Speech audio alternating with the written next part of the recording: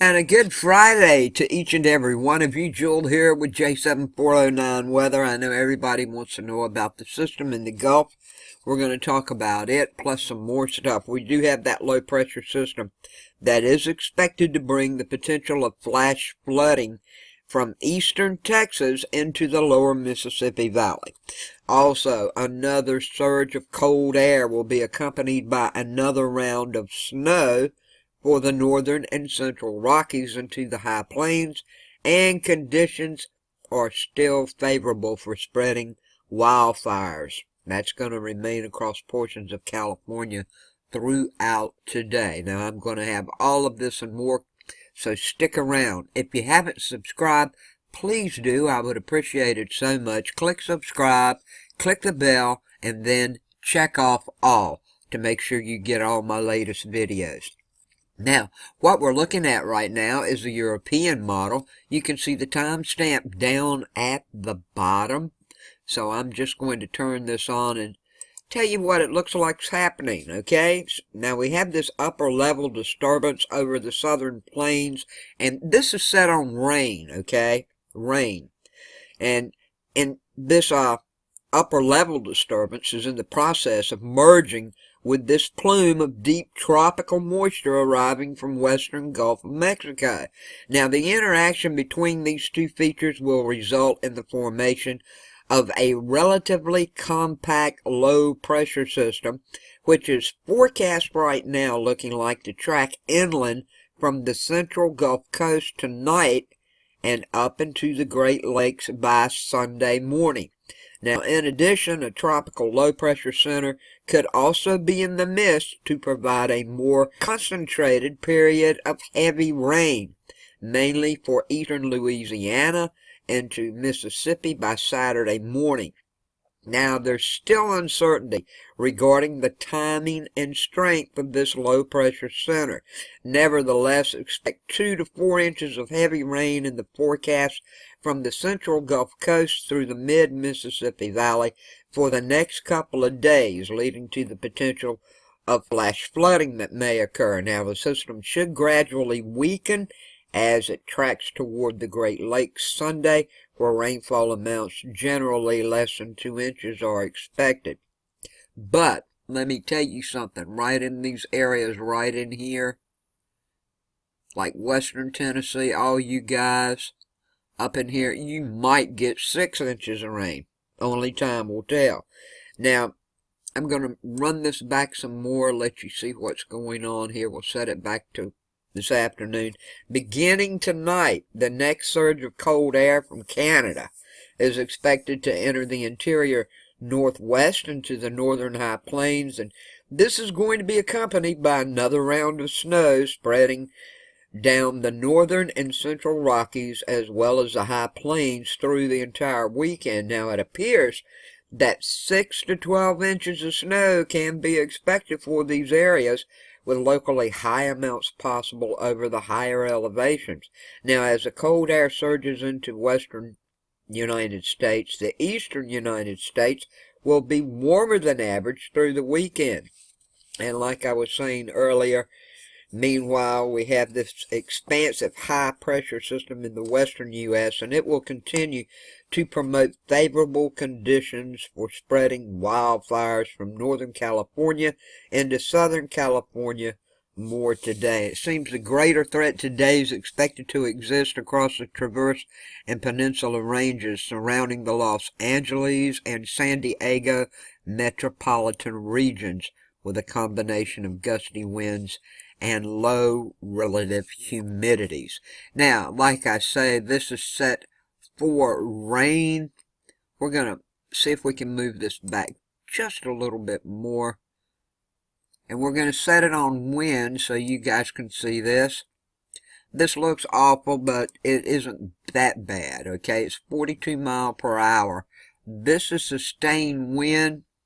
I mean, yeah, it's wind going on. It could be a lot worse, though. Now we're going to slip it on up some to around 6 p.m. this evening. We'll go to Saturday morning. You can see the wind starts to die down some. As we put on the pressure gradient, you can see this is like an elongated low. this cold front is just going to push it, push it, push it. Wherever it goes, it's not going to stay very long at all, because this high pressure is the more dominant system at this time. Wind all out in here up around Louisiana, right in this area. It's not too bad. It's out to sea, 26 miles per hour. So this is what it's looking like now. Any changes, I'll be sure and let you know about. Now, as we look at the high temperatures for today, it's not too bad yet anywhere. It's kind of chilly down in this area here. Texas Panhandle looking like 43 for today. A lot of Texas is in the 50s and 60s, as well as Missouri. That's mostly 50s. Iowa 50s. Minnesota, the lower 50s right on across. As we move out west here in California, we got the 80s and 90s going on. Oregon 60, some places in the lower 70s. Washington State mostly in the mid 60s to lower 50s. Out east we come up to Maine. It's looking like in the mid 50s. Massachusetts in the 60s, as well as Connecticut should be around the mid 60s. New York, most of New York is looking like, with the exception of Long Island, it's going to be in the 50s, mid 50s for you guys, mid 60s, maybe some 50s, but I'm thinking mostly 60s for Pennsylvania. And as we move on down, it's looking like Long Island to New Jersey. It's going to be anywhere from 65 to 70 degrees, and then it's 70s all the way down to South Carolina. And when we get to the coastline of Georgia and Florida, this is the 80s right up in here. Louisiana's looking like 60s, with parts of Mississippi and Alabama mostly in the mid-60s. You might hit a 70 now and then in Alabama.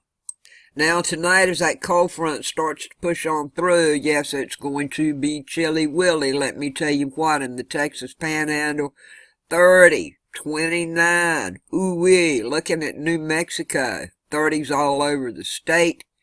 And when you move up to around Colorado, that's all 30s. We got a big section of 30s in the Panhandle of Oklahoma. It might even get in the lower 20s now for eastern Oklahoma, looking like 40s. Looking for the most part like the 40s. But it's going to get chilly for these areas tonight. As you can see, everything in the blue. Over here in Oregon, we have a 25-degree reading. Up in lower Michigan, we got some 30s and 20s. And over in Wisconsin, we got some 20s and 30s. Minnesota's looking pretty good. You have to get way down south to get in the 30s. Other than that, you're going to be in the 40s from mid and upper Minnesota. New York, you're looking like 30s, 40s, maybe some 50s along Long Island. New Jersey, North Carolina, Virginia. The hot spot, of course, is going to be down south where this tropical weather is coming up. You can see we've got 60s and 70s in Florida, and the 60s remain throughout Mississippi, Alabama, and Georgia, and South Carolina, with 50s over North Carolina for nighttime lows. Now, when we take a look at where maybe some severe thunderstorms may be happening today. Severe thunderstorms. We do have that chance. We have a few marginally severe thunderstorms that are possible across parts of the central Gulf Coast. Now, if these hatch up, it will be tonight. Now, we have a chance anywhere from Texas right on across through Florida, but the greatest chance here is in Louisiana and Mississippi for the most part. Now, is there any chance of tornadoes with these today? Yes, there is. At 2%. It's right in this area right here. 2% chance. And so far as the wind goes, severe winds with these storms, where should they happen? Very same place. It's at a 5% chance for Louisiana and also Mississippi. Now, as we take a look at the National Hurricane Center's map for 5 days that we have here. This won't last 5 days, folks, but here it is, okay? Yes, man, I saw it climbing yesterday afternoon. I didn't make another video, though, because, yes, it has that chance of climbing, but it's not going to last, okay? What it's going to do, it's going to bring some gusty winds to the coastline of Texas. Maybe a little flooding rain here and there, all the way up through this area here, right in here. So that's what we need to watch out for. It's still just disturbance number 1, showers and thunderstorms. Let me get this back over here right quick. Associated with a low pressure system, it's over the western Gulf of Mexico.